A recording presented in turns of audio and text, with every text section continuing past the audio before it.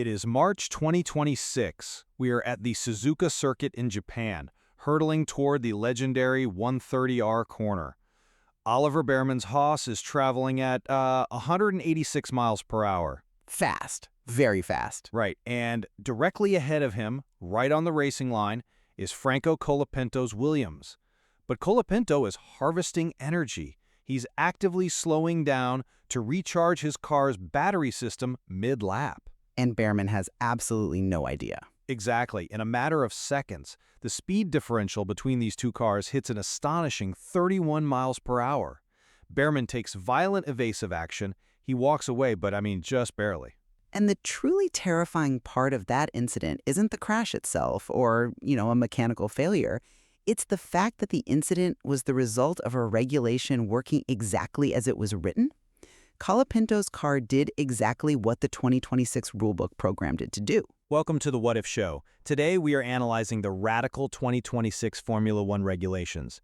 The entire power unit framework of the sport was completely overhauled this season to force a 50-50 power output split between the internal combustion engine and the electrical system. Which meant tripling the output of the kinetic motor, the MGU-K, to 350 kilowatts while entirely scrapping the MGU-H. Right, the complex component that used to recover energy from the exhaust.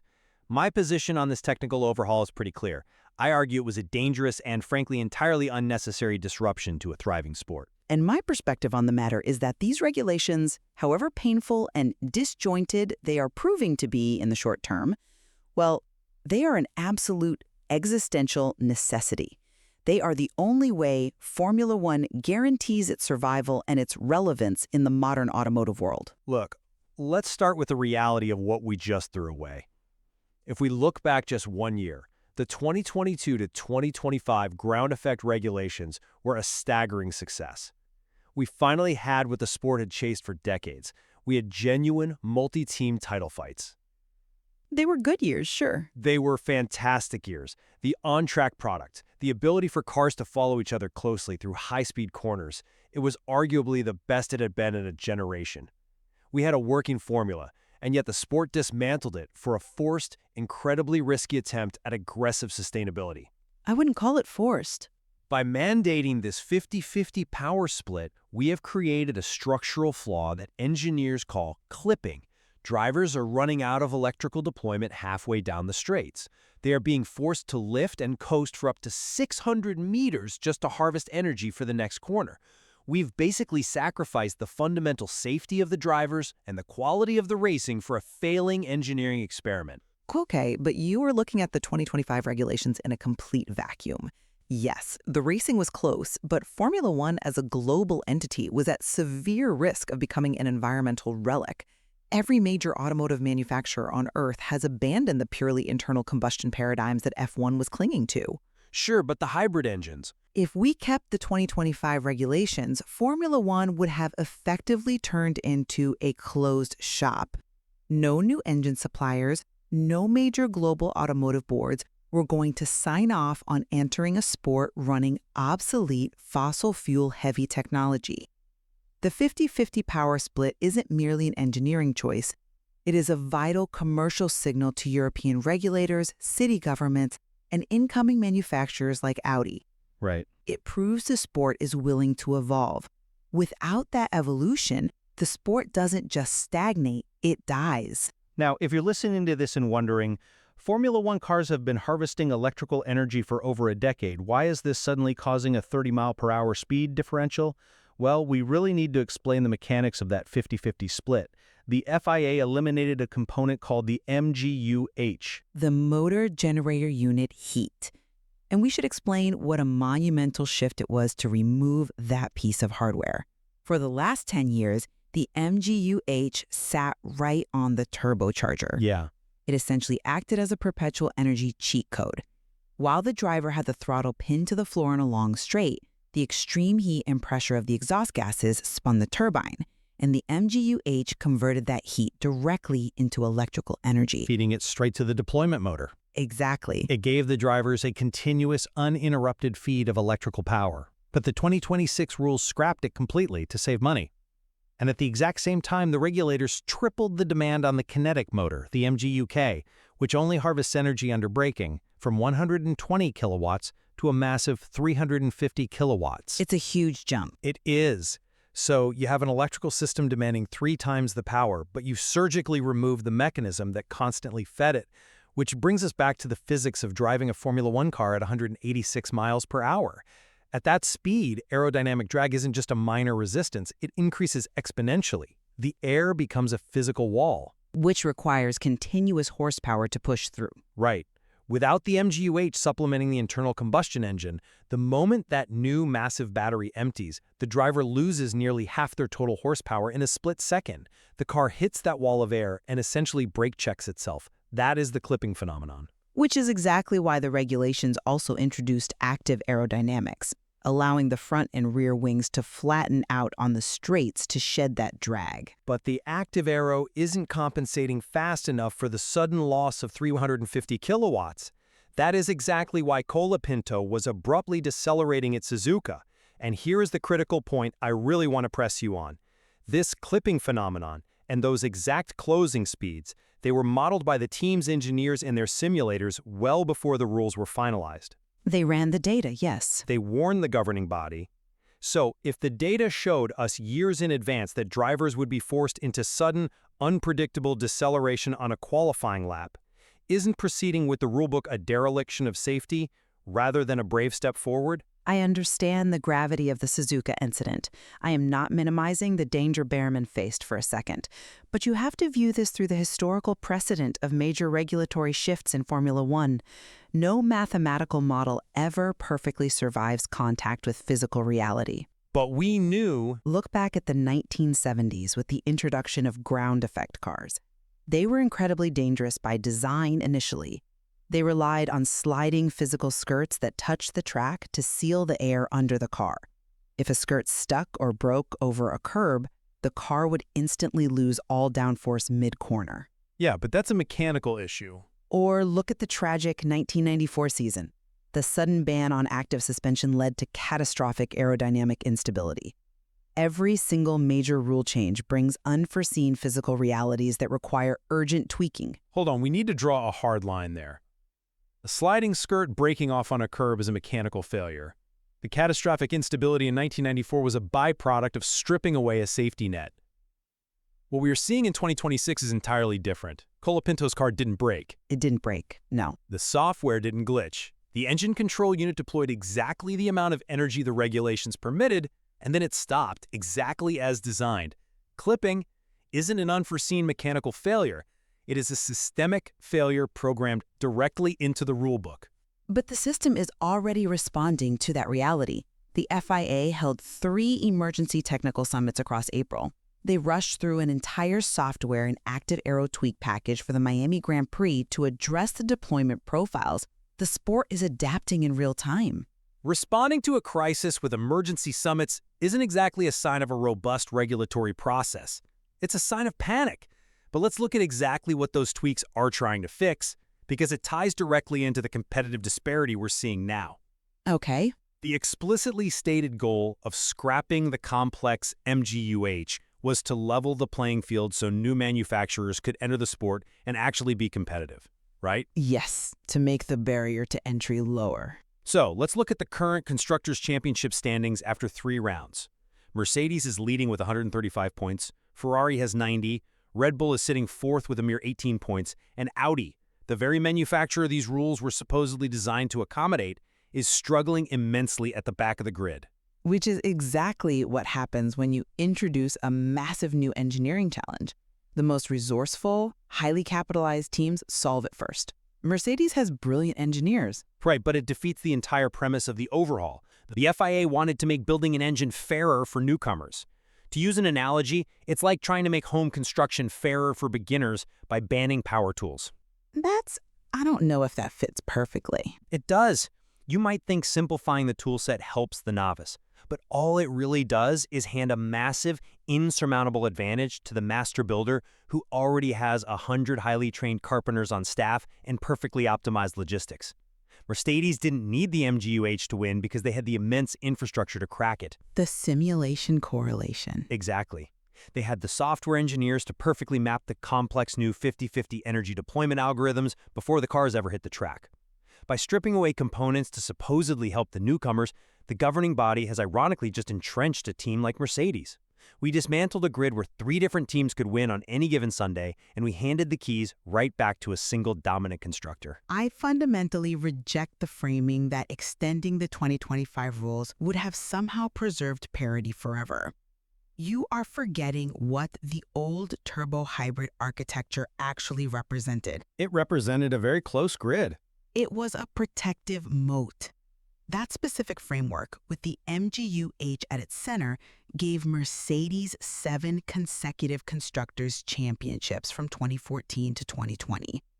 The MGU-H was a brilliant piece of engineering, but commercially, it was a nightmare for newcomers.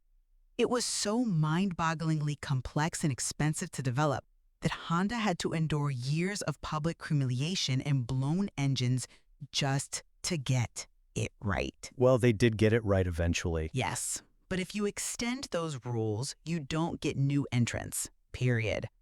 Audi made it explicitly clear to the FIA they would not commit the billions of dollars required to enter Formula One unless the MGU-H was scrapped. They refused to enter a development race where Ferrari and Mercedes had a decade-long head start on a proprietary technology with zero relevance to road cars. But if Audi enters the sport under the new rules and is still hopelessly behind because they can't figure out the software mapping for the 50/50 split, what problem did we actually solve? We solved the problem of the closed door. Yes, Mercedes has adapted brilliantly to the 2026 rules because they are a phenomenal engineering organization. But the foundation of the sport is now open to the future. Audi is struggling today, but they are in the building. At the very back of the building. But they are gathering data. Look, if the FIA didn't eliminate those complex proprietary components, the new manufacturers would never have entered at all. You are confusing short-term growing pains with long-term accessibility. I think you're assuming that securing a new manufacturer's entry fee is worth alienating the people who actually drive the cars and the fans who watch them. Let's transition to the human toll here, specifically what this engineering struggle means commercially. Okay. We need to listen to what the grid is actually saying about these cars. Lewis Hamilton called the new architecture ridiculously over-engineered. Lando Norris publicly stated these are the worst, most unpredictable cars he has ever driven in his career. And Max Verstappen likened the driving experience to Formula E on steroids. Drivers always complain when the cars become harder to drive or heavier. When we switched to the turbo hybrids in 2014, Sebastian Vettel hated the sound and the torque delivery. Driver complaints aren't a new phenomenon. But the consequences of those complaints are entirely new, because the current dominant force in the sport is actively suffering.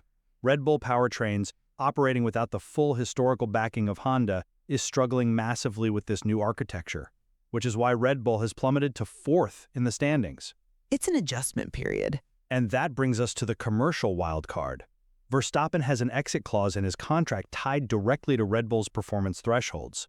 If the 50/50 split was fundamentally designed to secure Formula One's commercial future, to attract sponsors, retain audiences, look good for corporate boards, aren't we risking an ironic commercial collapse? Collapse is a very strong word. What happens if the sport's most globally recognized asset decides the cars are fundamentally undrivable, triggers his exit clause, and leaves for the World Endurance Championship or NASCAR? You wanted to save the sport's future, but you might lose the defining talent of the era to do it. I acknowledge the immense value of the Verstappen-Hamilton rivalry. It was the bedrock of the Drive to Survive era. It brought millions of new eyes and massive corporate sponsorship to the sport. Huge revenue. Absolutely. But no single athlete, no matter how generationally talented, no matter how commercially vital, can dictate the global regulatory architecture of Formula One.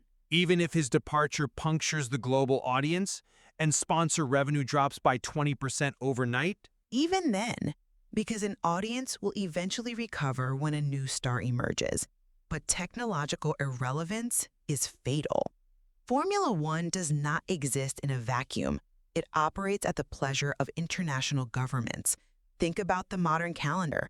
We are racing through the streets of Miami, Madrid, Las Vegas, Baku. The city circuits. Right. Governments grant the sport the social license to shut down their city centers and race combustion engines. If the sport does not rigorously align with international automotive trends toward electrification and sustainability, local governments will pull the plug. European regulators will simply ban them. Verstappen is brilliant, but keeping him happy by extending a fossil fuel-heavy, outdated engine formula would be prioritizing the next 2 years of television ratings over the next 20 years of the sport's literal right to exist. But that implies the only path to environmental relevance was this specific, highly flawed 50-50 split. I firmly dispute that. You can pursue sustainability, perhaps through 100% sustainable drop-in fuels, which the sport is already developing, without creating a car that runs out of battery halfway down a straight. The fuels are part of the solution, yes. But you don't have to mandate a 350 kilowatt electric deployment that makes the cars dangerously heavy and aerodynamically compromised. And that is exactly what the ongoing technical tweaks are addressing. You are looking at round 3 of a brand new, decade-long era and declaring the entire concept a failure. Because it's failing on the track. The energy deployment algorithms are being rewritten by the teams as we speak. The aerodynamic drag parameters are being adjusted by the FIA to compensate for the lower straight-line speed at the end of the harvesting phase. The engineering puzzle is being solved. But my question remains, should the drivers be the test dummies for an engineering puzzle that was clearly incomplete when the season started? They are not test dummies. They are the most highly paid, highly skilled technical feedback loop in the world. They are operating the most advanced prototypes on the planet, and they are uniquely tasked with refining those machines in real time. That is the job description of a Formula One driver. I think we have clearly mapped the core of our divide here.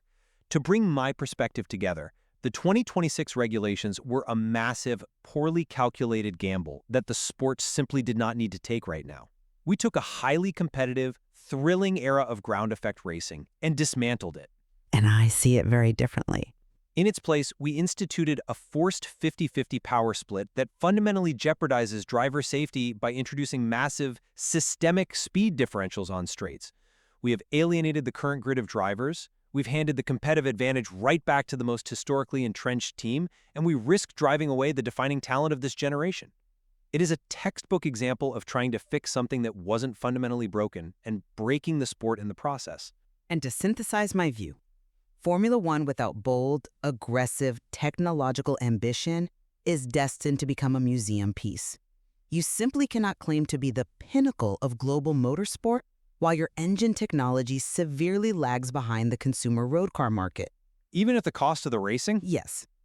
Scrapping the MGU-H and forcing the 50-50 split was the necessary price of admission to keep major automotive manufacturers engaged and to maintain the sport's global social license to operate. Yes, the current pain is severe and the engineering hurdles are immense, but it is the historical price of adapting to a world that demands genuine sustainability and relevance. The sport will iterate, the software will improve, the cars will get safer, and the racing will stabilize, just as it has after every major disruption in Formula One's history. And perhaps that is where the tension remains perfectly suspended for now. Can the sport iterate fast enough to prevent another Suzuka incident? As the 2026 season progresses, the balance between entertaining racing, fundamental driver safety, and global technological relevance hangs entirely on the data gathered from the next few races. We're basically all just watching the telemetry screens right now. Exactly. We are left watching those screens, trying to decide if the algorithms are finally catching up to the rulebook, or if the fundamental physics of the 50-50 split are simply unworkable. Because right now, every time these cars line up and a driver starts harvesting energy at 186 miles per hour, we are brutally reminded that in Formula One, the gap between a visionary technological leap and a catastrophic misstep is often measured in milliseconds.